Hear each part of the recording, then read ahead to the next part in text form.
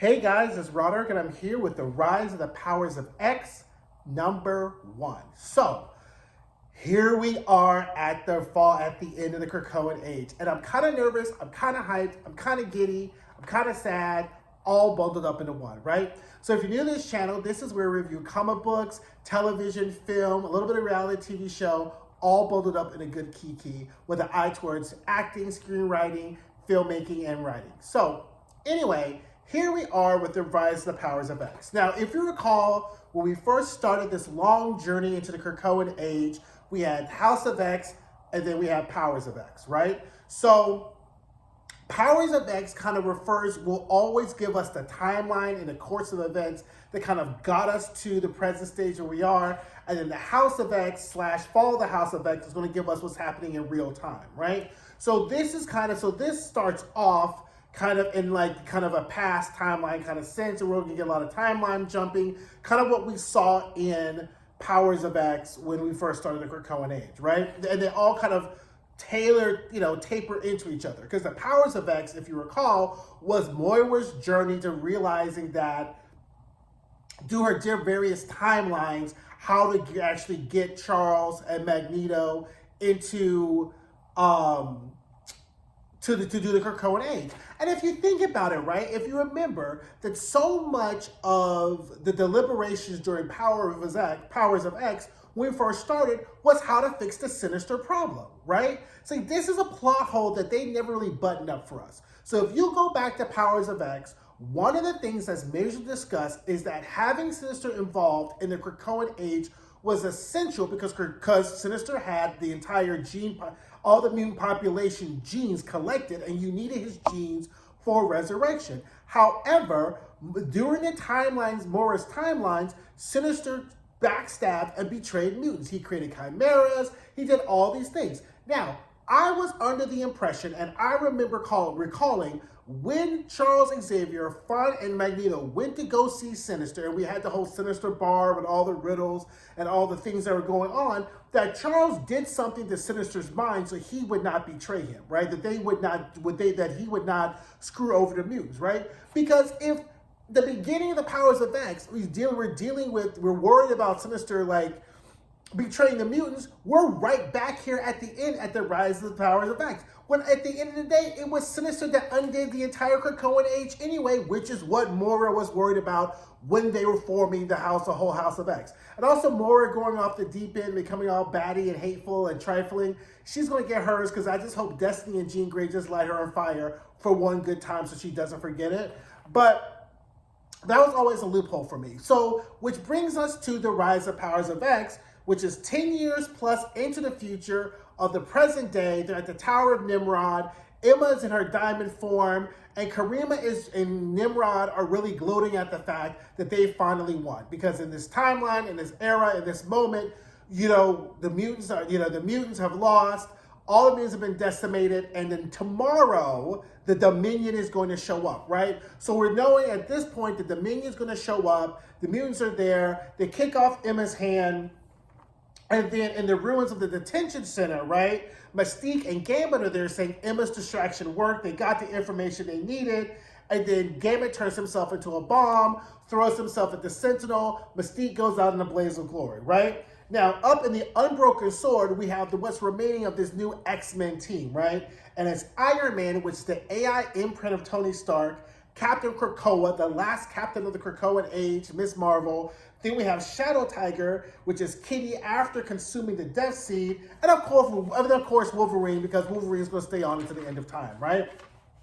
So at the Orchis Forge, we find out that the way in which Orchis is going to attract the Dominion is by creating a world mind, right? So if you go back and reread kind of how the Dominion acts, is like they're sending out the Phalanx they have the Phalanx, and they're attracted to the advanced discovery of artificial technology, so they create this world mind, which is going to attract the Dominion, which then will take over, become their new god, right? Now, then we have salty, trifling Moira, who decides to be like, oh my god, we're finally safe. I just want to be the winning side. Fuck you, Moira. This whole tragic fall of Moira has just been so irksome to me on the level of like, how can you be so trifling? But you know what? We knew she was trifling when Destiny and Mystique found her and decided to burn her alive. And obviously that burning didn't stick because Destiny said, don't try to turn against your people or I'm going to come back and get you again. And I really hope that Moira's getting gotcha comes from the Destiny and reminds her, you know what? I burned your ass one time. I'm going to burn your ass again. Because obviously that burning didn't stick. Because Moira has no more act right left in her. She's just totally trifling and it's literally exhausting at this point, right? So anyway, then we find out that what the mutants actually took was information on he who must not be named. So all of a sudden Karima's like, oh, a step up to security on Phobos, right? Sync and his teams arrive on Phobos, and then Stark tries to breach the defenses. Stark can't do it. Stark dies, right? So then Stasis slithers off. So then Stasis shows up, right? So he slithers off away. Come to find out, child, he done went to the vault, and he's fooling around with the children of the vault. Which, again, the children of the vault just are so irksome to me anyway, but that's another video to another side. But anyway, the team is trying to make their way underground, but then Moira turns on the world mind, right? Which means this is going to attract the Dominion. So as a result, Stasis has been working on his own plan with the children of the vault to kill the Dominion when the Dominion arrives, right? So they've decided, so Stasis decides that his way of killing the Dominion is he decides to kill the sun, right? So back on Phobos, Nimrod realizes the sun is dead and that this is going to affect the Dominion arriving, right? Then Kitty's like, the target's below, he who must not be named. But we find out that Stasis is not actually killing the Dominion. He's going to betray the children of the vault so he can actually become a Dominion himself. So now, dear readers, this is the timeline in which Stasis rises to Dominion status, right? So Stasis then takes over the Dominion only to fail. Why does he fail? If you read Immortal X-Men number 18, you would know that every Essex clone is going to fail ascending to the status of Dominion, and that their only goal their only purpose is to access information on how to become a Dominion. Then they would fail, and then that information gets downloaded ultimately for Enigma to rise to Dominion status. So this is the Essex Dominion timeline, the Stasis Dominion timeline, right? So Rasputin arrives, shows up, kills Stasis, but it's too late because Stasis has already achieved Dominion status, which means Enigma has already gotten the information, right?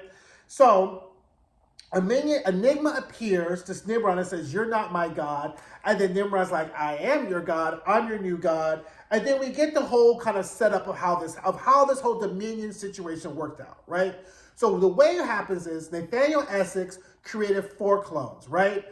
Dr. Stasis, Mr. Sinister, Stellar Orbis, and Mother Righteous. One kind of a mutant, the arcane, kind of like the space alien, and then what was the mother? Oh, and then the arcane, right? So he creates 4 of them, all with the goal of creating or achieving Dominion status and collecting information on how to do it, right? But what he does is he creates a fail. So then what Sinister does unknowingly is once he realizes that Moira's gift is the gift of mutant reincarnation, he creates the Moira engines. So then the Enigma, who sits outside of space and time, allows Sinister and the 4 clones to use the Moira engines to achieve Dominion status. And then once they do, neither Sinister nor the clones know exactly how they actually did it, right? So Sinister is not aware of the other 4 clones, and he's not aware when another one of the clones achieves Dominion status, because that's all for Essex to know himself, so that he can show up as Enigma, right? And so then also there's this data page where you see exactly every line of where every clone has achieved Dominion status. You see the Sins of Sinister, which was Sinister's rise to Dominion status. Stasis, the one we just saw.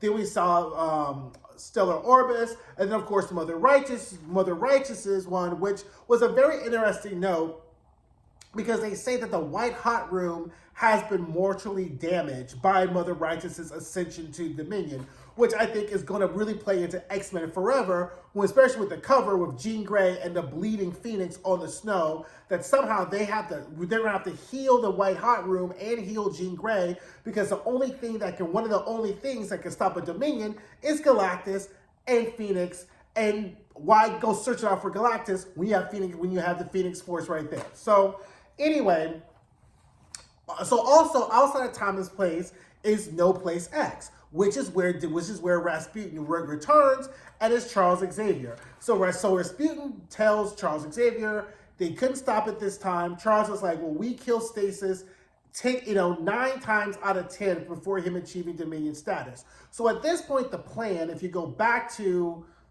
Fall of the House of X, when Xavier pulls Rasputin from rescuing Cyclops, is his plan was to go back and stop Rasputin, to stop all the different clones from achieving Dominion status, right? So if you could stop Stasis, if you could stop Sinister, if you could stop Stellus Orbis, then Enigma can't come online because he won't have that information, right?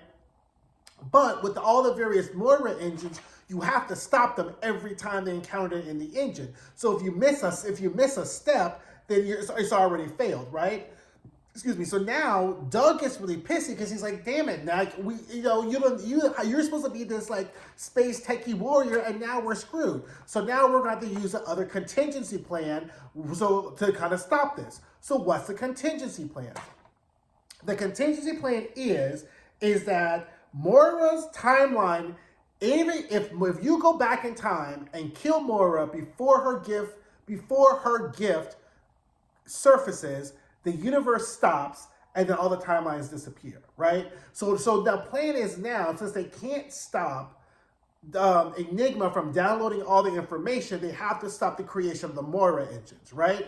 So the goal is now to go back in time and to kill Moira and to find out all the timelines and the exact point at which her gift manifests, so then they can recreate the timeline, right? So, which leads us into the Dead X-Men, because they're the contingency plan to get that information from Moira, right? So, which I will be reviewing next. I'll have it probably drop next week, because that's a really interesting concept, and it was a really good issue. So that review will probably drop sometime next week. So that's our plan, right? So then we have like a team of people that's all blacked out. I hate, why put data pages if you're gonna black out the information? But anyway, that was the Powers of X. Again, I'm on the ride. I thought it was really good. I don't know how this whole show is going, how this thing is going to end up, but I'm invested, obviously, right? This is the end of Krakoan Age. I'm a fan of the Krakoan Age, and the stakes are high. The writing is good. I just wish some of the other auxiliary books were as good as these two main books could be. I think that should be the standard. I don't think you should just be reading like House of X, Fall of the House of X, Rise of Powers of X, which are really up here, and then the auxiliary books are kind of like the side storylines always kind of like disappoint. But that's me. I have high standards. But let me know what you think. Don't forget to like. Don't forget to comment. Don't forget to subscribe. Drop in the comments and let me know what you guys think of this issue, and I'll talk to you soon. Bye.